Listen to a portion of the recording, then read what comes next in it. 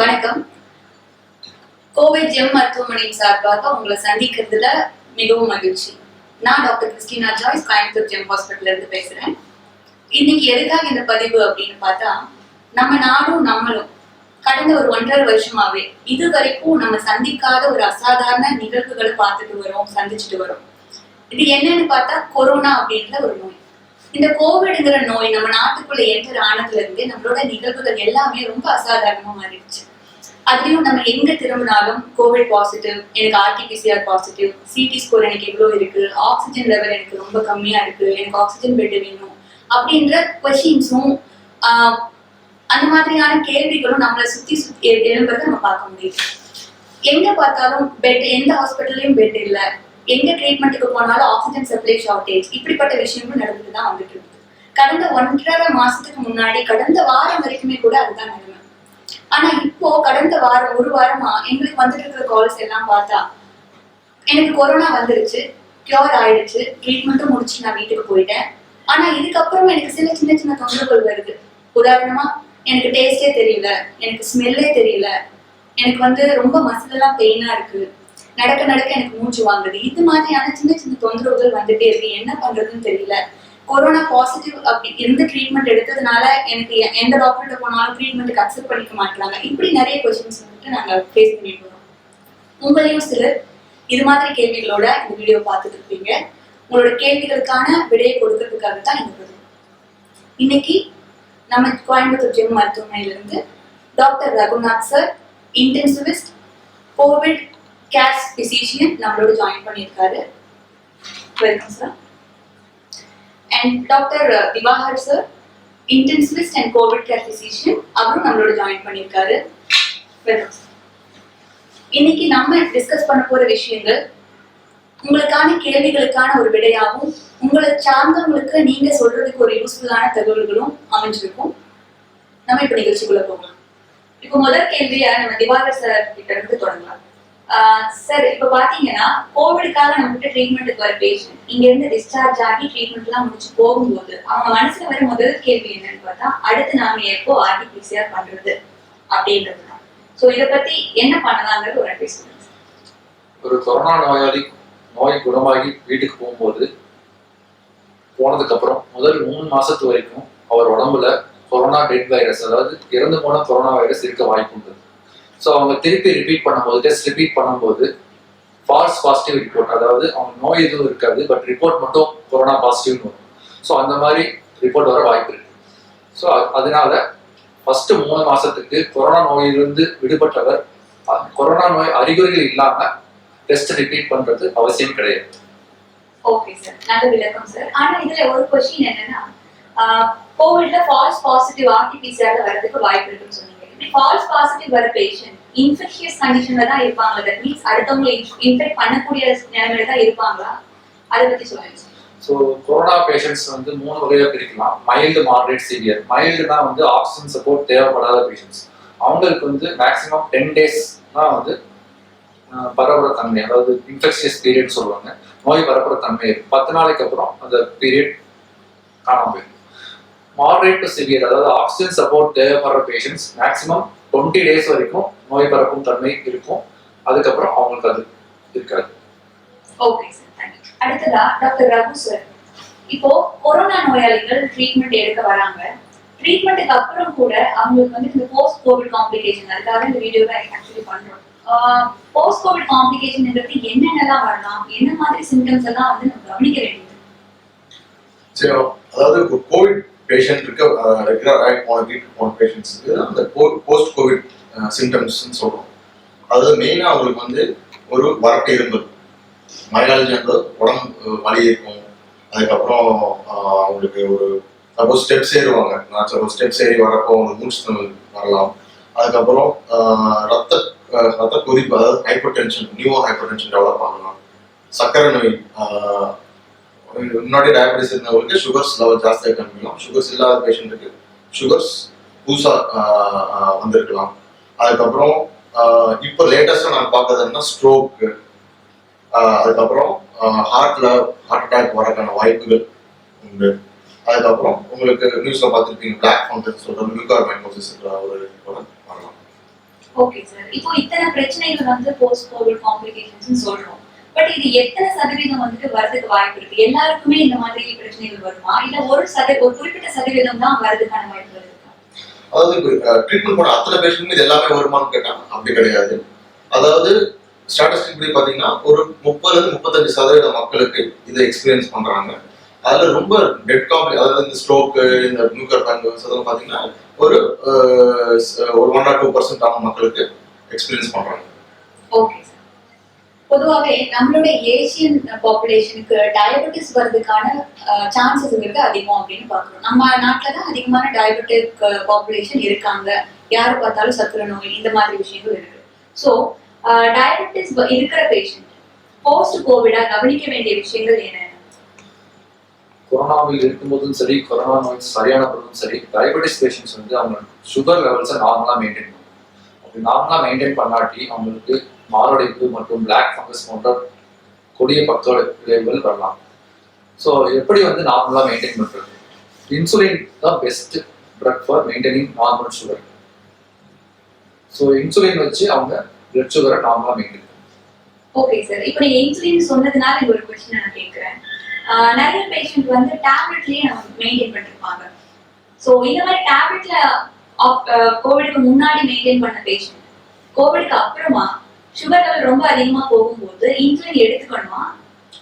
So அவங்க வந்து tablets plus insulin ரெண்டையுமே எடுத்தா சுகர் லெவல் இன்னும் கரெக்டாக மெயின்டைன் பண்ணலாம், நார்மல் லெவலில் மெயின்டைன் பண்ணலாம். அப்போ நம்ம என்னதான் கோவிட் வந்துட்டு நம்ம ட்ரீட்மெண்ட் முடிச்சு போயிருந்தாலும் சுகர் பேஷண்டா இருந்தா அதுக்கான ஒரு டயபெட்டாலஜிஸ்ட பார்த்து அட்வைஸ் எடுத்துக்கிறது நல்லதுன்னு சொல்ல வருது. அதே போல நம்ம நாட்டுல சுகர் பேஷண்ட் அதிகமா இருக்கிற மாதிரியே சுகர் வந்துட்டாலே வரக்கூடிய அடுத்த காம்ப்ளிகேஷன் அப்படின்றது வந்து heart related problems. So COVID வந்தவங்களுக்கு ஹார்ட் ரிலேட்டடான இஷ்யூஸ் என்னென்ன வரதுக்கு வாய்ப்புகள் இருக்கு? அப்படி வந்துருச்சு அப்படின்னா இனிஷியலா நம்ம என்னென்ன பண்ண வேண்டியது இருக்கு? போஸ்ட் கோவிட்ல வந்து ஒரு ரத்த குழாய் அடைப்புகள் பத்தி நீங்க கேள்விப்பட்டிருப்பீங்க. ஸோ அதனால உங்களுக்கு ஹார்ட் அட்டாக், மாரடைப்பு போன்ற விஷயங்கள் வந்து சமீப காலத்தில் கொஞ்சம் பார்க்குறோம். ஸோ அந்த மாதிரி சப்போஸ் போஸ்ட் ரிகவர்ட் பேஷண்ட்ஸ்க்கு வந்து ஒரு நெஞ்சு படபடப்பு, நெஞ்சு வலி, ரொம்ப மூச்சுத்திணறல் வருது அப்படின்னா அவங்க வந்து ரொம்ப கவனமா அதை வந்து ஒரு இசிஜியோ எப்போ ஒரு பக்கத்தில் இருக்க ஒரு காலேஜ்ல பார்த்துட்டு அதை கிளியர் பண்ணிக்கிறது கொஞ்சம் அவசியப்படுது. Okay sir. இப்போ நீங்க பேசும்போது சொன்னீங்க ரத்த குழாயில அடைப்புகள் ஏற்படுவதற்கான வாய்ப்புகள் அதிகம் அப்படின்னு சொல்லிட்டு. சோ இது இப்படி ஆயிடுச்சுன்னா என்ன பண்ணணும்? அதுக்கான ட்ரீட்மெண்ட் மெத்தட்ஸ் ஏதாவது இருக்கா?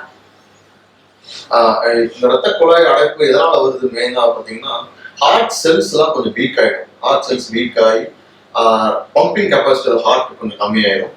ப்ளஸ் அதனால ரத்த தேக்கங்கள் ஜாஸ்தியாக ஸ்டார்ட் ஆகும். அது ஒரு ப்ராப்ளம் வரலாம். இன்னொன்று வந்து இதய துடிப்பிலேயே மாறுதல், அரித்மியாஸ் சொல்றோம். இன்னும் ஜாஸ்தி வரலாம், கம்மியாக வரலாம், இல்லை ஒரு சிங்கே இல்லாமல் துடிக்கலாம். ஸோ அந்த மாதிரி பேஷண்ட், இந்த மாதிரி காம்ப்ளிகேஷன்ஸ் தான் நம்ம பெரும்பாலும் எதிர்பார்ப்போம். ஸோ கொரோனா ட்ரீட்மெண்ட் இருக்கிறப்பவும் சரி, நம்ம என்ன பண்ணுவோம், ஹிப்பாரின்ற ஒரு இன்ஜெக்ஷன்ஸ் கொடுப்போம். ஒரு இன்ஜெக்ஷன்ஸாக கொடுக்குறோம். அது டிஸ்சார்ஜ் ஆகி போறப்போ அதை அப்படியே வந்து ஆன்டிகோகுலன்ஸ், அதாவது டேப்லெட் ஃபார்ம்ல மாற்றி அந்த டேப்லெட்ஸை ஒரு மாசமாவது கண்டினியூ பண்ற மாதிரி இருக்கும். இதே ஹார்ட் பேஷண்ட்ஸ், சுகர் பேஷண்ட் இருக்கவங்களுக்கு வந்து அதைக்கும் மீறி கண்டினியூ பண்ற தேவைகள் வரும். ஸோ அதை வந்து கரெக்டான ஒரு முறையில வந்து அவங்க கண்டினியூ பண்ணி ஒரு ஹார்ட் டாக்டர்ஸோ அவங்களோட என்ன ஃபிசிஷியன், ஜெனரல் ஃபிசிஷியனை பார்த்து கண்டினியூ பண்ணிக்கிறது. Okay sir. இப்போ பேசிட்டு இருந்த மாதிரி ரத்த குழாய் அடைப்பு அப்படின்ற ஒரு விஷயம் இருக்கு. இந்த ரத்த குழாய் அடைப்புகள்னால இதயம் பாதிக்கப்படுது அப்படின்றத பார்த்தோம். சோ இதயம் தவிர மற்ற என்னென்ன உறுப்புகள் இந்த ரத்த குழாய்ல வர அடைப்புகள்னால பாதிக்கப்பட வாய்ப்பு இருக்கு? சொல்லுங்க. இதயம் தவிர மூளைகளும் வந்து ரத்த குழாய் அடைப்பு ஏற்பட வாய்ப்பு உள்ளது. ஸோ அப்படி ஏற்படும் போது பக்கவாதம் போன்ற, ஸ்ட்ரோக் போன்ற நிகழ்வுகள் நடக்க வாய்ப்பு உள்ளது. ஸோ இந்த மாதிரி பேஷண்ட்ஸ், அதாவது பக்கவாதம் வந்த பேஷண்ட்ஸ் எப்படி ட்ரீட்மெண்ட் பண்ணலாம் அப்படின்னா ஒரு மல்டி டிசிப்ளினரி டீமை வந்து ட்ரீட் பண்ணணும். ஒரு ஐசியூ டாக்டர், மூளை நரம்பியல் நிபுணர், மூளைக்கு ஆப்ரேஷன் டாக்டர், மூணு பேரும் சேர்ந்து ஒரு டிசிஷன் எடுத்து அதுக்கு ட்ரீட்மெண்ட் பண்ணுவாங்க. கோவிட் வந்ததுக்கு அப்புறம் முதல்ல பாதிக்கப்படுற உறுப்பு அப்படின்னு பார்த்தா நுரையீரல் தான். ஸோ இந்த நுரையீரல் பிரச்சனைக்காக தான் ட்ரீட்மெண்ட்டுக்கே வராங்க. ட்ரீட்மெண்ட் எடுத்து முடிச்சதுக்கு அப்புறமும் இங்க டிஸ்சார்ஜ் ஆகி போனதுக்கு அப்புறம் கூட நிறைய பேஷண்ட்டுக்கு இந்த மூச்சு திணறல் அப்படின்ற ஒரு விஷயங்கிறது கண்டினியூ ஆகிறத நம்ம பார்த்துருக்கோம். அதாவது சொல்லுவாங்க, நான் நடந்துட்டு இருக்கும் போதே ஒரு 2 ஸ்டெப் எடுத்து வச்சா தலை சுத்துற மாதிரி இருக்கு, கிடினஸ் வர மாதிரி இருக்கு, என்னோட எஸ்பி ஓட்டு லெவல் குறையிற மாதிரி இருக்கு, சேச்சுரேஷன் மீட்டர்ல 85 எல்லாம் வருது, இப்படின்லாம் சொல்றாங்க. சோ இதுக்கு என்ன காரணம்? இது இப்படி வந்தா என்ன ட்ரீட்மெண்ட் செய்யணும்? ஒரு சிவியரா கோவிட் அஃபெக்ட் ஆகும்போது ஆக்சிஜன் சப்போர்ட் அதிகமாக தேவைப்படுற பேஷண்ட்ஸுக்கு கோவிட் முடிஞ்சதுக்கு அப்புறமும் லங் ஃபைப்ரோசிஸ்ன்ற ஒரு கண்டிஷன் வர வாய்ப்பு இருக்கு. அதுதான் வந்து அந்த மூச்சு திணறல் கண்டினியூ ஆகிறதுக்கு ரீசன். ஓகே சார், இப்போ லங் ஃபைப்ரோசிஸ் சொன்னீங்க. லங் ஃபைப்ரோசிஸ்னா என்ன சார்? அது எப்படி நம்ம தெரிஞ்சுக்கணும்? லங் ஃபைப்ரோசிஸ்னா வந்து நார்மலாக ஒரு லங்ஸ் டிஷ்யூ வந்து சாஃப்டாக இருக்கும். லங் ஃபைப்ரோசிஸ்ல அது ரொம்ப ஸ்டிஃபாக ஹார்டாக மாறி லங்ஸ் சுருங்கி விரிகிற தன்மையை வந்து ரொம்ப குறைக்கும். அதனால வந்து ஆக்சிஜன் உள்ள போற லங்ஸ்குள்ள போற அளவு ரொம்ப கம்மியாகும். அதுதான் வந்து அந்த மூச்சு திணறல் அப்புறம் இருமல் வர்றதுக்கு ரீசன். சோ இப்போ இந்த லங் ஃபைப்ரோசிஸ் இருக்கிறவங்களுக்கு தான் இந்த மாதிரி மூச்சு திணறல் வரும்ன்றது சொல்றீங்க. இப்படி ட்ரீட்மெண்ட் முடிச்சு போனதுக்கு அப்புறம் வருது, பேஷண்ட்ஸ் வீட்ல இருக்காங்க, அந்த சமயத்துல அவங்க என்ன ப்ரிகாஷன்ஸ் எடுத்துக்க வேண்டியது? அவங்க மூச்சு பயிற்சிகள் டெய்லி பண்ணணும். முக்கியமா பிராணாயாமன்ற ஒரு பயிற்சி வந்து ரொம்ப யூஸ்ஃபுல்லா இருக்கு. Morning evening 2 times 15 minutes once அது பண்ண வேண்டியது இருக்கும். அப்புறம் பலூன் ஊதுற பயிற்சி பண்ணலாம்.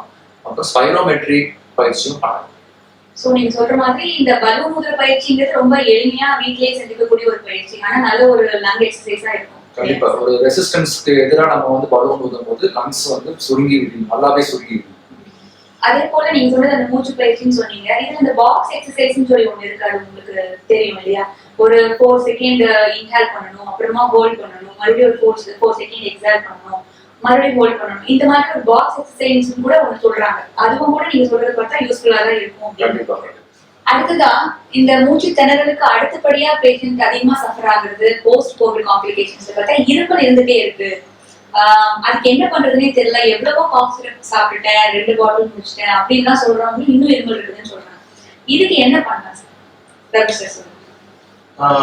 அது காஃப் மினிமம் ஒரு 2 to 3 months இருக்கிற பேஷண்ட்ஸ் நிறைய பேர் இருக்காங்க. ஸோ அவங்களுக்கு வந்து மெயினாக ஸ்டீம் இனலேஷன், அப்புறம் சால்ட் வாட்டர் காகுலிங், உப்பு போட்டு காகுல் பண்றது, அப்புறம் மூச்சு பயிற்சிகள், இது பிளஸ் இந்த காஃப் சிரப்பு எல்லாம் கம்பைண்டா ஒரு ஒரு ட்ரீட்மெண்ட் பண்ணாதான் அவங்களுக்கு வந்து அந்த இரும்புல கொஞ்சம் குறைக்கலாம் வாய்ப்பு இருக்கு. சோ இந்த ஸ்டீம் இன்ஹலேஷன் அண்ட் மூச்சு பயிற்சி பண்ணலாம்னு சொல்றீங்க. அதே மாதிரி உடல் ஆரோக்கியமா வச்சுக்கிறதுங்கிறது ரொம்ப முக்கியம் இல்ல கோவிட்க்கு அப்புறமா? சோ இந்த உடல் பயிற்சிகள்ங்கிறது என்னென்ன பண்ணலாம் அதையும் கொஞ்சம் சொல்லுங்க. அதாவது உடல் பயிற்சின்றத விட எக்ஸசைஸ், சிம்பிள் எக்ஸசைஸ், அதாவது வாக்கிங்.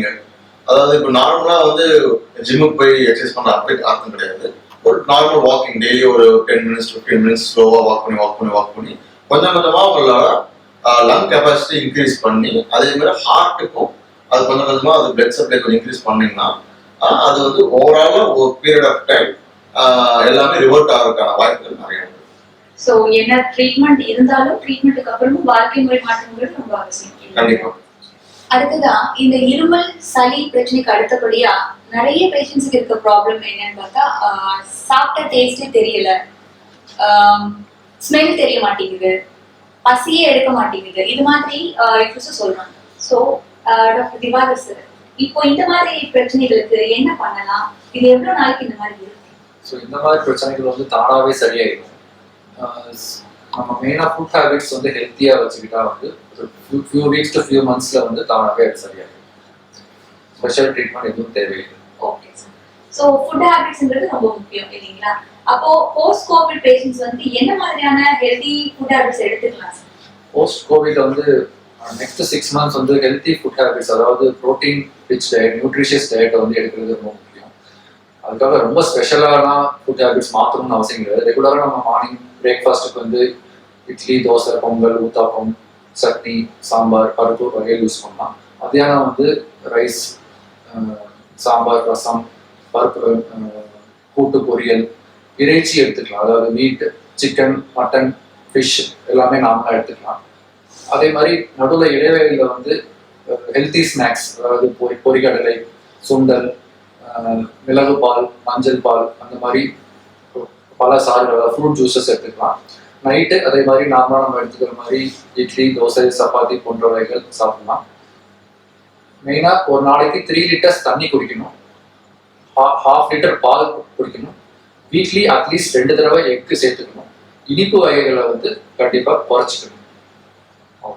ஸோ ஒரு ஆரோக்கியமான உணவு முறைங்கிறது கொரோனால இருந்து மீண்டு வந்த ஒருத்தருக்கு நல்ல ஒரு எதிர்ப்பு சக்தியை கொடுக்கறதுக்கு ஹெல்ப் பண்ணும். கண்டிப்பா. நம்ம இது வரைக்கும் கொரோனா வந்ததுக்கு அப்புறம் உடம்புல ஏற்படுற நோய்களுக்கான ட்ரீட்மெண்ட் அதெல்லாம் பேசிட்டு வந்துட்டு இருக்கோம். அதுல வாழ்க்கை முறை மாற்றம், உணவு பழக்க மாற்றம் இதெல்லாம் பார்த்துட்டோம்.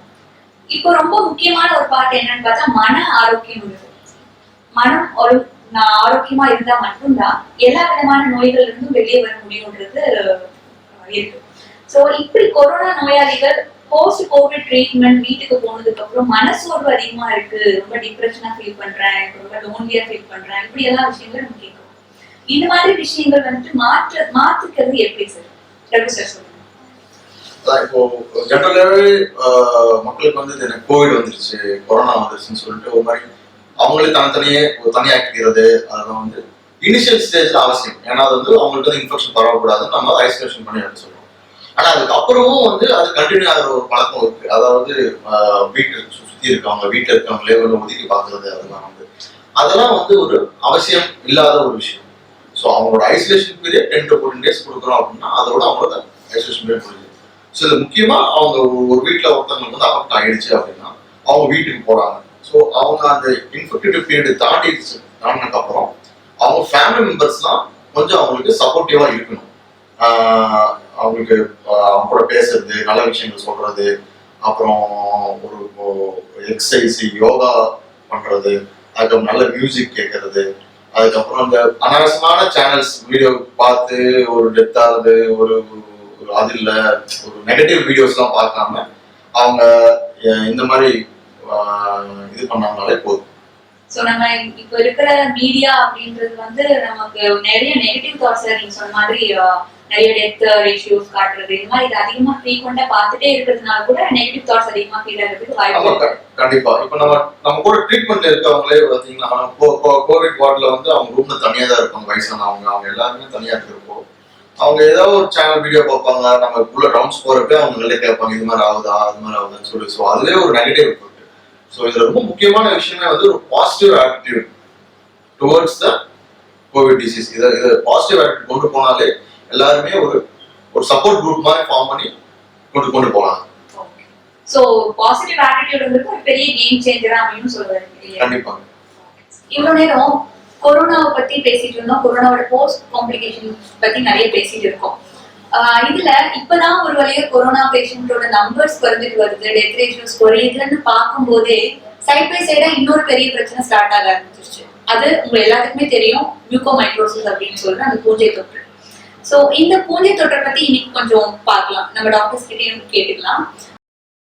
டாக்டர் திவாகர் சார், இப்போ மியூகோமைக்கோசிஸ்னா என்ன சார்?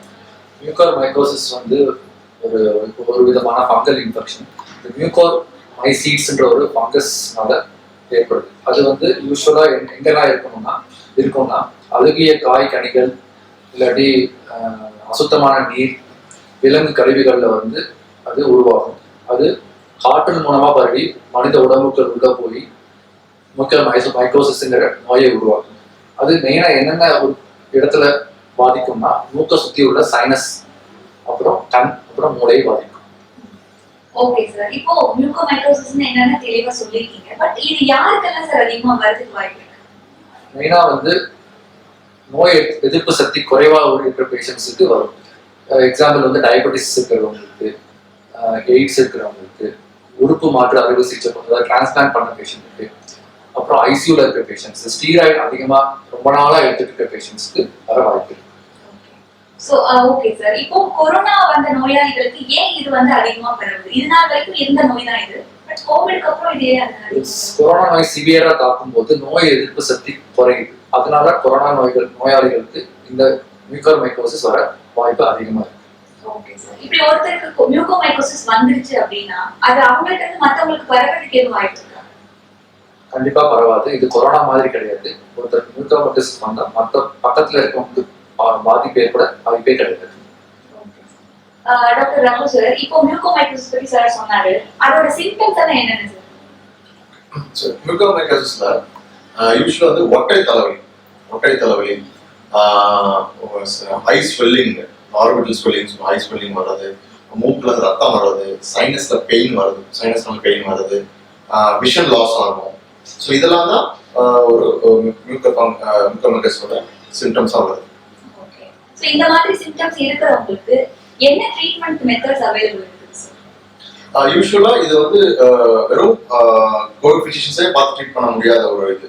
ஸோ அவங்களுக்கு வந்து இஎன்டி ஸ்பெஷலிஸ்ட், ஆப்தமாலஜிஸ்ட், அதாவது மெடிக்கல் ட்ரீட்மெண்ட், சர்ஜிக்கல் ட்ரீட்மெண்ட் ரெண்டா புரியும். ஸோ மெடிக்கல் ட்ரீட்மெண்ட்ல அவங்களுக்கு வந்து ஆன்டி ஃபங்கல் போடுவாங்க. நியூஸ்ல பற்றி லைப்போசோமல் ஆம்பிடரிசம் அந்த மாதிரி, அது வந்து மெடிக்கல் ட்ரீட்மெண்ட் ப்ளஸ் சர்ஜிக்கலும் கம்பைன் ஆகும். ஸோ இஎன்டி ஸ்பெஷலிஸ்ட், ஆப்தமாலஜி எந்த உறுப்பு எந்த பகுதி பாதிச்சுன்னு பார்த்து அதுக்கு அந்த சர்ஜரிஸ் வந்து அவங்க உங்களுக்கு கரெக்டாக கைட் பண்ணுவாங்க. ரொம்ப தெளிவா சொன்னீங்க.